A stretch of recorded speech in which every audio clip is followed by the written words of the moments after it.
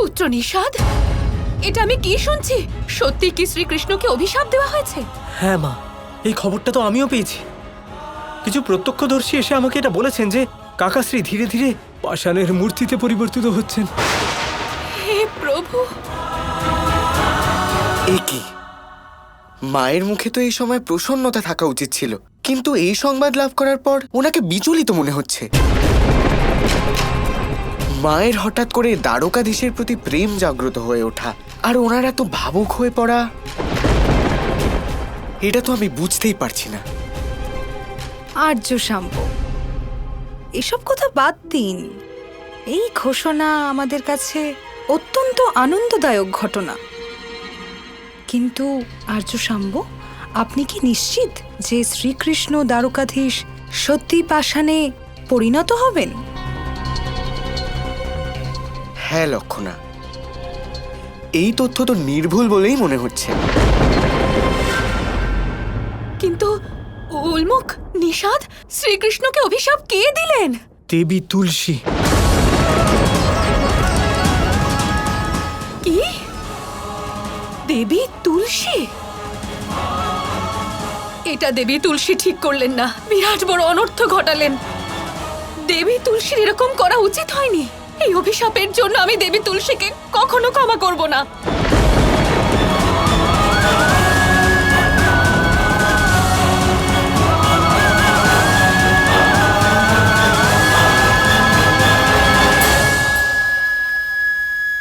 এসব এসব কি হচ্ছে লক্ষণা?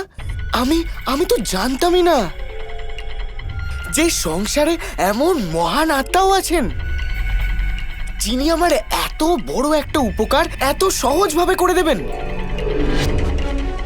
আমি তো শুধু দেবী তুলসীর চরণে বন্দনা করে ওনার চরণামৃত পান করতে চাই, যিনি বাসুদেব শ্রীকৃষ্ণকে অভিশাপ দিতে পারেন। ভাবো লক্ষণা, তিনি কত মহান। দেবী তুলসী আমার এত বড় উপকার করেছেন, এবার তো আমাকেও কিছু করতে হবে। এখন তো আমাকেও শোকের নাটক করতে হবে।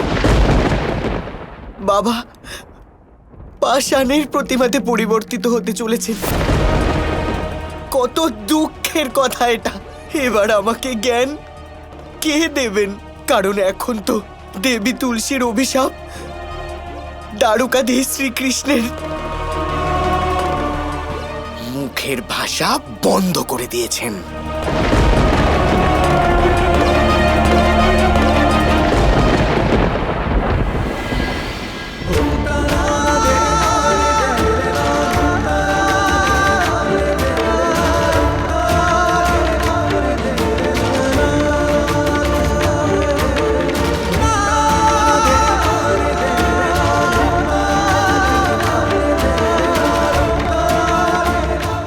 অদ্ভুত দৃশ্য, দ্বারকাধীশ পাষাণে পরিণত হচ্ছেন।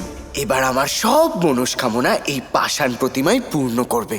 কাকাশ্রী, আপনাকে দেবী তুলসী অভিশাপ দিয়ে পাষাণের মূর্তিতে কেন পরিবর্তিত করেছেন? হ্যাঁ কাকাশ্রী, আপনি তো কোনো ভুল করতেই পারেন না, তাহলে এই অভিশাপ কেন? এইবার শোক পালন করে কোনো লাভ হবে না, প্রতিশোধ নিয়েও কোনো লাভ হবে না। আমার সাথে যা হচ্ছে তা আমার প্রারব্ধ ছিল, আর আমার এই প্রারব্ধ আপনাদের সকলকে মেনেও নিতে হবে। না শ্রীকৃষ্ণ, কোনো উপায় তো নিশ্চয়ই থাকবে, কোনো তপস্যা, কোনো আরাধনা, যাতে আপনি আবার নিজের রূপে ফিরে যেতে পারেন। জাম্ববতী, এমনিতেও আমার পূর্ণরূপে পাষাণে পরিণত হতে কিছুমাত্র সময় বাকি আছে। আমি আমার সময় উপায়ের খোঁজ করে নষ্ট করতে চাই না, বরং যেটুকু সময় আমার কাছে বাকি রয়েছে আমি আমার প্রিয়জন এবং প্রজাদের সাথে অতিবাহিত করতে চাই। সেই জন্যই আমি দ্বারকা ফিরে এসেছি। আর এবার যখন এখানে আছি তখন আর অন্য কোথাও যেতে চাই না। বাবা, আপনার অন্তিম মুহূর্তে আমাকে ক্ষমা করে দিন। এখন আপনি পাষাণের রূপে পরিবর্তিত হতে চলেছেন, আর তাই আপনার যা অন্তিম ইচ্ছে আছে আপনি আমাকে বলুন, নিজের পুত্রকে বলুন। আর্য শাম্ব, এটা আপনি কি করছেন? আপনি শ্রীকৃষ্ণ দ্বারকাধীশকে এই দশায় দেখে ভাবুক হয়ে যাচ্ছেন না তো? না লক্ষণা, আজ তো আমার মনের ইচ্ছা পূর্ণ হতে চলেছে, তাই আমি বাবার ইচ্ছাই বা পূর্ণ করব না কেন? কিন্তু আর্যশাম্ব, তাতে আমাদের কি লাভ হবে? এবার দ্বারকাধীশ তো পাষাণের রূপে পরিণত হতে চলেছে, তাহলে ওনার পরে ওনার উত্তরাধিকারী কে হবে? আমি হব। আর তারপরে দ্বারকার প্রজা, দ্বারকার রাজ সিংহাসন সবকিছু আমার হয়ে যাবে। হ্যাঁ শ্রীকৃষ্ণ, আপনি শুধু আদেশ দিন, কি হবে আপনার অন্তিম ইচ্ছা?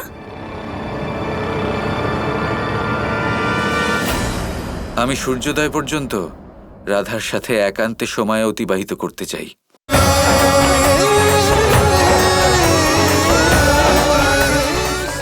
নিশ্চয়ই বাবা, আপনার ইচ্ছার মান রাখা হবে।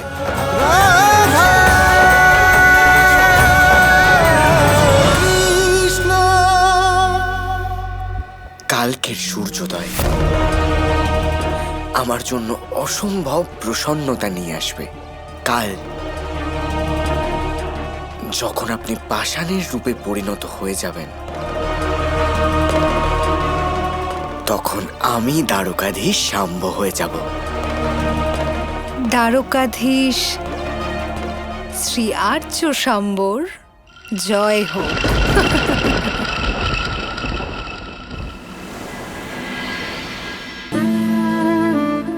কৃষ্ণ, আজকের আগে আমি কখনো এতটা অসহায় অনুভব করিনি।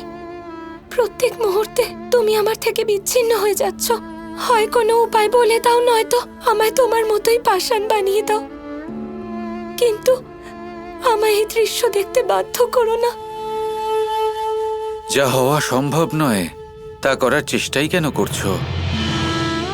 যা করা সম্ভব সেটা করো।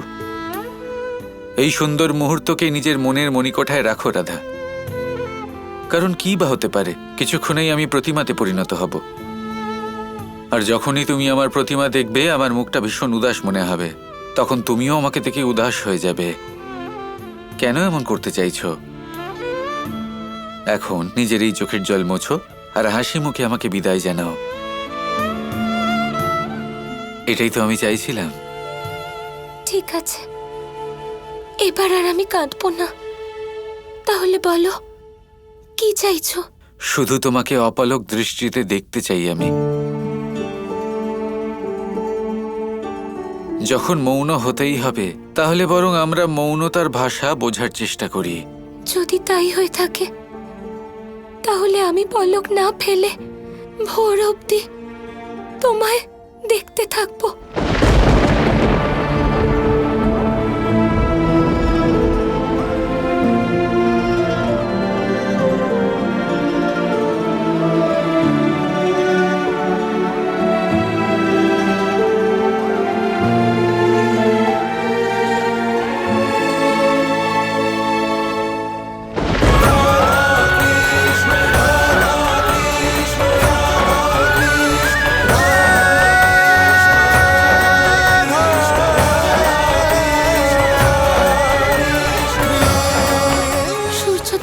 চলেছে, একবার অন্তত তোমার বাঁশির সুর শুনিয়ে দাও।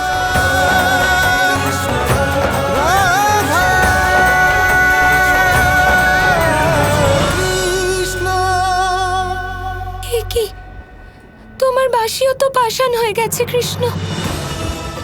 তুমি নিজের সাথে আমার জীবনের সমস্ত সুখ নিয়ে যাচ্ছ। এবার এই সংসারে আমার জন্য কিছু বাকি নেই কৃষ্ণ। এই দৃশ্য দেখা আমার কাছে অসহনীয় হয়ে গেছে। আর তোমাকে কিছুই সহ্য করতে হবে না রাধা।